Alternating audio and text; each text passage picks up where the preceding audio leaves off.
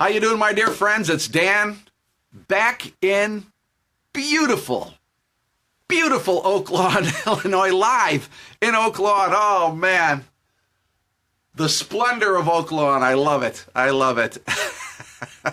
Good to see you, my dear friends. Hey, I've got something on my mind based on some of the experiences of life that happen. You know, many, in fact, yeah, I think it might even be fair to say most of the really interesting, worthwhile, important pursuits, the valuable pursuits of our lives are going to require some measure of discipline from us. Think about it this way. If it's worthwhile, if it's something that's really valuable and really important, probably it's going to require some discipline. Probably. For example, to achieve a worthwhile goal, something really neat, it's going to require, typically, there's going to be some discipline necessary. Now, you can think of discipline as sort of like, it's like a form of training. You're entering into training. You're in a repeated effort in an ongoing, directed manner, focused manner. This is going to happen over time, not just 1 or 2 days, over time. This is going to be necessary for the achievement of those goals. So, it shouldn't surprise us then that we find the importance of discipline mentioned in the Bible. And in several places. Here, I'll give you one example. There are others, but here's one example of the importance of discipline. This is from the book of Hebrews chapter 12, verse 11. In the Bible it says, "No discipline is enjoyable while it's happening. It's painful."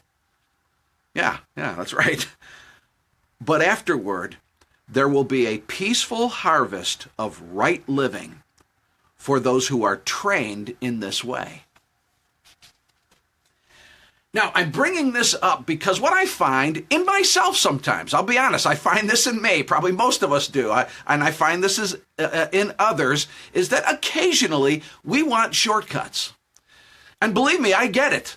I get it. We want to find easier ways of achievement. Or we may even want to cut out the hard work and the discipline altogether and just simply have the goal almost like handed to us. Here it is. And by the way, if there's a smarter and more efficient way of pursuing an objective, that's nothing wrong with that. That's good. By all means, do it the smarter way. Do it the more efficient way. Absolutely. But sometimes what I find is that people are not really searching for a smarter or more efficient way.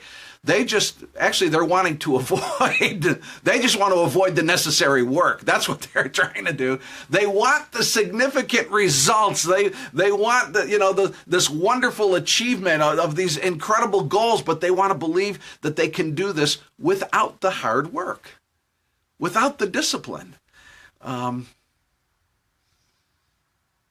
Don't be one of those people.